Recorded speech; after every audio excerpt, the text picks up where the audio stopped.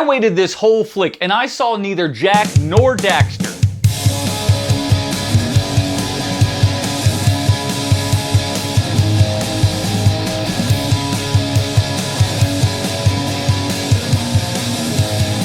Welcome back to HMP. My name is Adam, and don't you just love it when the prodigal son returns?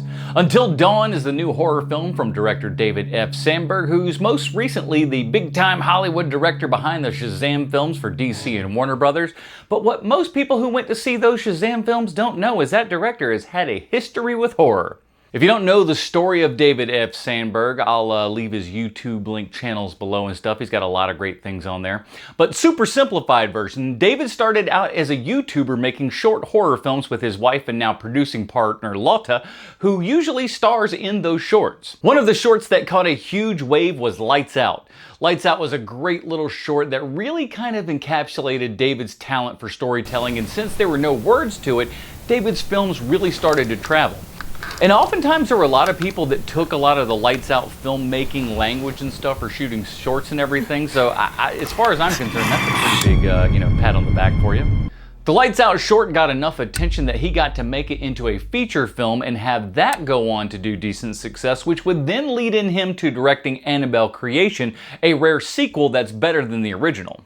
After Annabelle Creation, what's the next logical step? That's right, DC tentpoles. When I heard David was going to be directing the Shazam movie, I was kind of stoked that he got to do something so high profile. Despite all of his horror films and everything, I'd seen some interviews that he'd been in, and he always just seemed like a really sweet guy, so something told me that he was going to be just fine with those movies. They did decent numbers for WB, but you knew kind of deep down inside that comic book movies weren't exactly where it was at for David. Now, after he was done with all of his Shazam business, he did a short film on his YouTube page, Pony Smasher, and I could just tell that horror was where his heart still was. This man made movies with budgets that no one could even start to comprehend. But you could tell that this guy loved doing more than anything else was making a short film with his wife. Just like the old days, you know? So when I saw that his name was on this new horror film, I bought my ticket right there.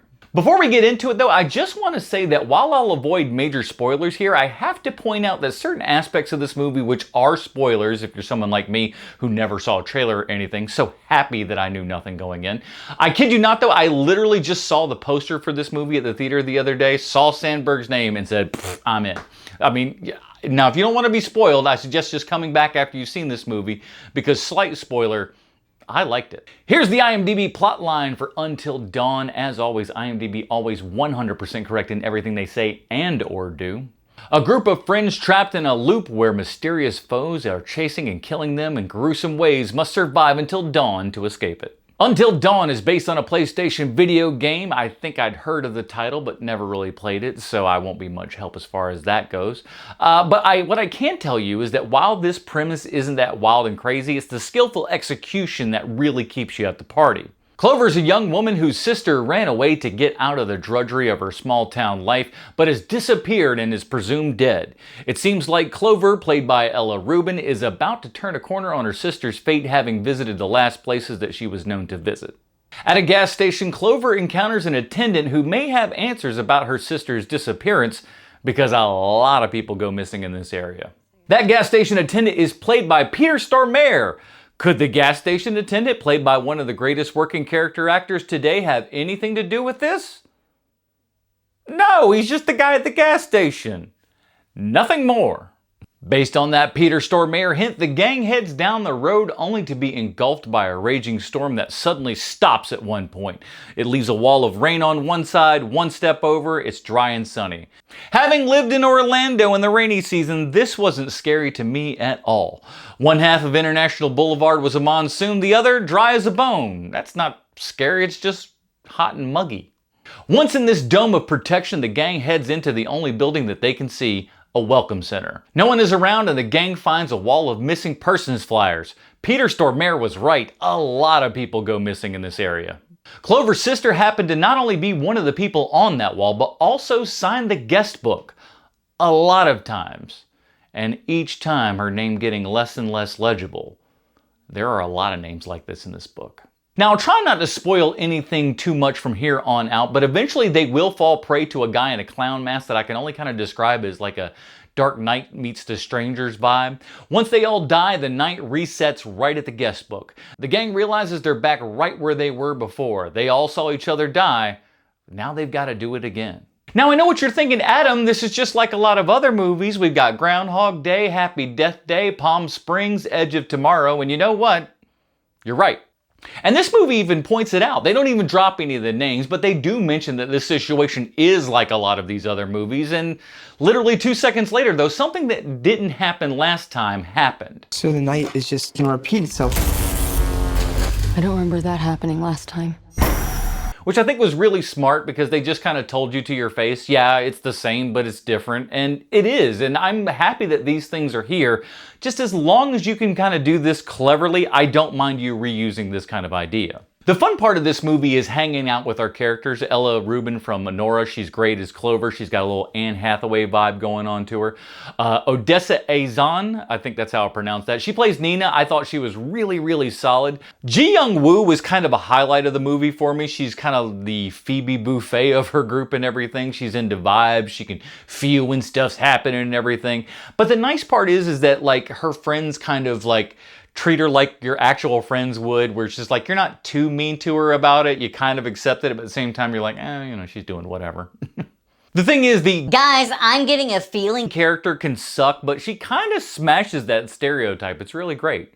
The guys round out the group with Max, played by Michael Cimino. He's kind of the nice guy. Clover's really cute. He likes her, but she's not having any of it. And we got Belmont Camelli. He plays Abe, which is Nina's new boyfriend. He's just outside of her 3-month window, so he's probably the most expendable. The thing to sell you on this movie is the deaths. I watch a lot of horror films, and believe it or not, these days I find that movies are lacking in the death department a lot of times. Isn't that normally why we go to these things? I swear to you, if the next Final Destination movie, all they do is start talking, I'm gonna be pissed. We came for deaths, and Until Dawn actually delivers. And it delivers a variety of kills, and since the gag is that we've got to beat the clock and make it to survive time after time, but again, you get to start thinking this movie is just all about death and no acting. Think again, my friend. I think David got a taste of that good acting that they do up in the big leagues and everything, and he decided that, hey man, we need to bring some of that down here to the minor leagues, to which I say, bring it on, we need more of that. There are emotional moments, funny moments, and best of all, tension.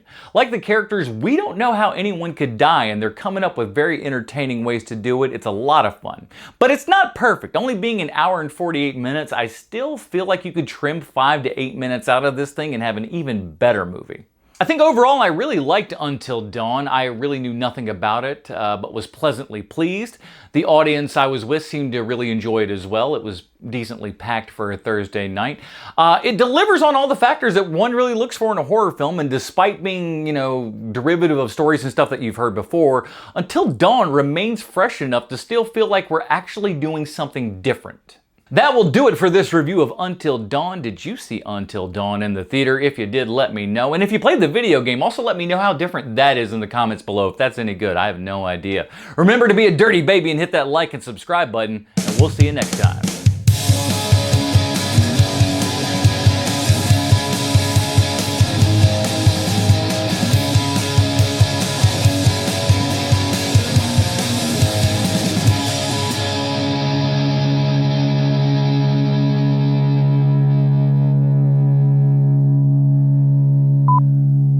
PlayStation movie could have used some more Astrobot. That's all I'm saying.